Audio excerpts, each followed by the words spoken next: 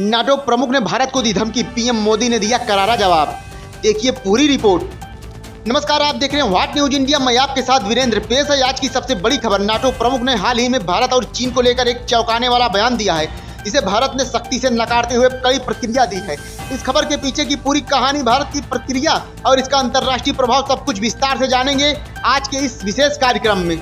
NATO के महासचिव James स्टोनबर्ग ने हाल ही में एक प्रेस कॉन्फ्रेंस में कहा कि भारत को वैश्विक स्थिरता के नियमों का पालन करना होगा, वरना इसके गंभीर परिणाम भुगतने पड़ सकते हैं। इनका इशारा साफ था। भारत और चीन के बढ़ते संबंधों और रूस के साथ भारत के तेल समझौते पर उन्होंने कहा, अगर पश्चिम एशियाई शक्तियों की चेतावनियों को नजरअंदाज करेंगी तो नाटो चुप नहीं बैठेगा। इस बयान को भारत के खिलाफ एक परोक्ष धमकी के तौर पर देखा जा रहा है। भारत ने इस बयान पर त्वरित प्रतिक्रिया देते हुए कहा कि हम संप्रभु राष्ट्र हैं, हमारी नीतियां हमारे राष्ट्रीय हितों से निर्देशित होती हैं। कोई भी हमें यह नहीं बता सकता कि किसी से तेल खरीदे, किसी से रक्षा सौदे करें या किसी अपना रणनीतिक साझेदार माने। प्रधानमंत्री मोदी ने अप्रत्यक्ष रूप से नाटो प्रमुख को जवाब देते हुए एक जनसभा में कहा, भारत किसी के दबाव में नहीं झुकेगा। हम दुनिया को जोड़ने में विश्वास रखते हैं, ना कि तोड़ने में। विदेश मंत्री एस जयशंकर ने भी नाटो को एशिया की राजनीति में दखल देने से बचना चाहिए। भारत की किसी भी गुट का हिस्सा नहीं है, वह स्वतंत्र विदेश नीति पर चलता है।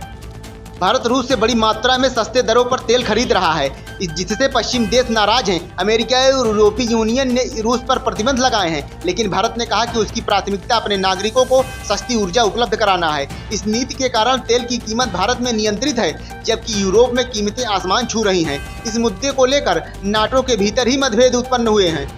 मोदी सरकार ने बीते 3 वर्षों में विदेश नीति को बहुत सधे हुए तरीके से आगे बढ़ाया है, चाहे वह क्वाड हो या ब्रिक्स। भारत हर जगह अपनी भागीदारी निभा रहा है। हाल ही में G7 सम्मेलन में प्रधानमंत्री मोदी का रुख आत्मविश्वास से भरा था। भारत अब सिर्फ एक विकासशील देश नहीं, बल्कि एक वैश्विक शक्ति के रूप में उभर रहा है। नाटो को डर है कि भारत जैसे देश चीन और रूस के गठजोड़ का हिस्सा बन सकते हैं, जिससे पश्चिम देशों की वैश्विक पकड़ कमजोर हो सकती है। लेकिन भारत ने यह बार बार स्पष्ट किया है कि वह किसी गुट का हिस्सा नहीं है। तो आपने देखा कैसे एक विदेशी संगठन के बयान पर भारत ने एक मजबूत और स्पष्ट रुख अपनाया। यह दर्शाता है कि भारत अब किसी के इशारों पर नहीं चलता। आने वाले दिनों में इस घटना के क्या परिणाम होंगे, इस पर व्हाट न्यूज इंडिया की नजर बनी रहेगी। आप इस खबर पर क्या सोचते हैं, नीचे कमेंट करके जरूर बताएं। वीडियो को लाइक, शेयर, सब्सक्राइब करना न भूलें।